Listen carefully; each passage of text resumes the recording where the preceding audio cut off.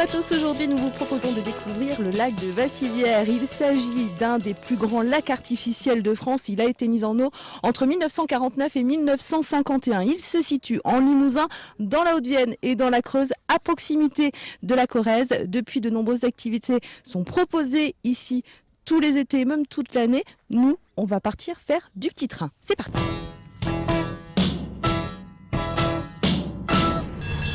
Dans le petit train, on a toutes sortes de populations. On a les gens locaux qui viennent, les personnes âgées qui ne peuvent pas monter, qui ont des difficultés à marcher. Ça marche aussi beaucoup pour les enfants. Les enfants adorent les petits trains.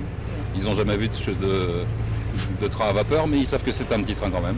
On est dans un paysage superbe. Ah, c'est splendide, hein. Oui. Qu'est-ce qui vous plaît ici? Le cadre de travail, hein, un cadre, on peut difficilement rêver mieux. Coucou! C'est sympa Vassivière, hein.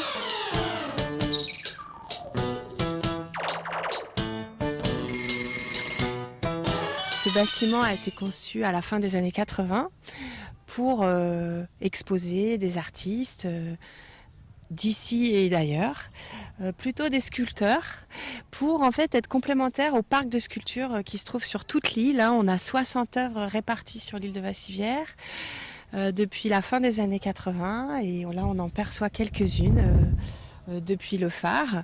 Certaines sont très matérielles, par exemple ces sculptures en métal, mais d'autres sont des œuvres qu'on va refaire chaque année, comme cette licorne, qui est ce dessin en argile blanche qu'on va refaire. C'est un centre d'art et du paysage, donc on fait tous les liens entre art et nature, à la fois des œuvres dans la forêt, dans la nature, mais aussi c'est un lieu de recherche sur comment aujourd'hui on peut créer des relations entre l'homme et l'environnement. Certains chercheurs viennent ici pour se concentrer, écrire un livre, on fait des colloques, mais on fait aussi beaucoup de choses pour les familles, des ateliers de pratiques artistiques dans la nature.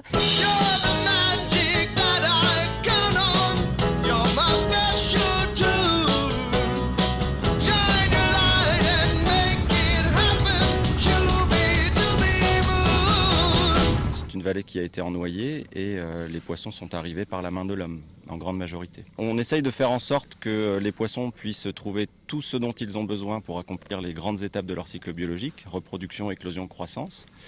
Et on essaye de faire en sorte que ces poissons puissent grandir dans de bonnes conditions également. Donc pour ça, il leur faut des habitats qui soient diversifiés, des habitats minéraux, des habitats organiques. Donc on a couché un certain nombre d'arbres. On a immergé des récifs pour vraiment leur constituer des caches, donc dans différentes hauteurs d'eau. On essaye également de travailler sur la réglementation, donc faire en sorte que les pêcheurs ne puissent pas prélever plus que ce que le lac produit.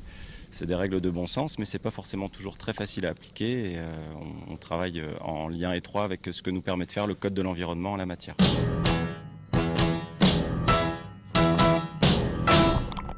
Vous voyez, là on est sur des cendres, on le voit à l'éco-sondeur, il y a plein de poissons sur le fond.